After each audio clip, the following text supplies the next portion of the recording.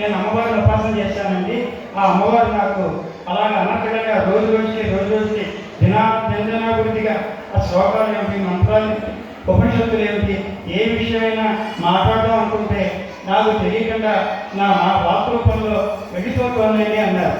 అంటే గత అనేక జన్మల్లో ఉపాసన చేసి ఉండటం వల్ల, ఆ అమ్మవారి అనుగ్రహం పొందడం వల్ల తన బిడ్డ ఎక్కడ ఉన్నా ఏ విధంగా అయితే తల్లి గుర్తుపెడుతుందో, అనేక గోవుల్లో ఆ దూడలు ఎక్కడికి పోయినా ఏ గోవు దగ్గరికి ఏ బిడ్డ అలా చేస్తారు. ఆ అమ్మవారు కూడా తన బిడ్డని దగ్గరికి చేర్చుకొని ఎక్కడి దాకా నేర్పిందో అక్కడ దాకా బలపరిచి ఇంకా ముందుకి ఏం కావాలో అవి ముందుకు అమ్మవారు తీసుకెళ్తున్నారు. అది దానిలో జరిగేది. అయితే జన్మలు ఉన్నాయా లేదా అనేది జన్మపై చెప్తాను. ఎందుకంటే ఇంత చెప్పిన తర్వాత జన్మ ఏదైతే కూర్చోవట్లే, చదవట్లే, వినక్కర్లే, ఇంత ప్రయత్నం అవసరం ఉండదు.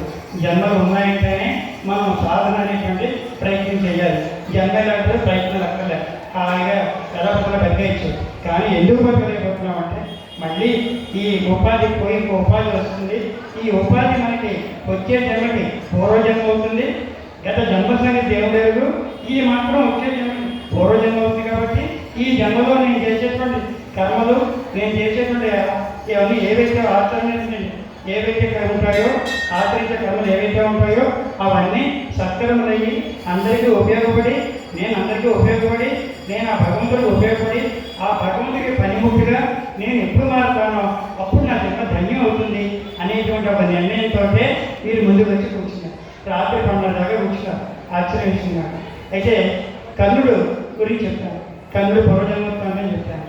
కర్ణుడు ఎవరంటే గత జన్మలో ఒక రాక్షసుడు.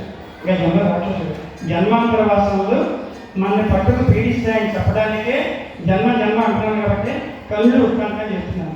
కర్ణుడు గత జన్మలో రాక్షసుడు, ఇవాడు లోకకంఠకుడు. భగవంతుడు ఎక్కడైతే లోకకంఠకుడుగా ఉండే రావణాసుడవని, లేదా హిరణ్యాక్షుడవని, హిరణ్యకశిపుడవని, అలా అనేటువంటి రాక్షసులు సంహరించడానికే కృష్ణుడు, రాముడు వీళ్ళంతా వచ్చారు. అలాగే ఈ కర్ణుడు కూడా గత జన్మలో ఒక రాక్షసుడు. అయితే ఆయన యొక్క దెబ్బకి తప్పుకోలేకపోతారు జనం. 24 గంటలు వాడు యుద్ధం చేయగలరు. కృష్ణాంతులు ఇద్దరు బయలుదేరారు వాళ్ళని చంపడానికి. వెళ్తే ఎక్కడో కొండ దగ్గర పేర్లు చెప్పలేను కానీ విషయం బాగా తెలుసు.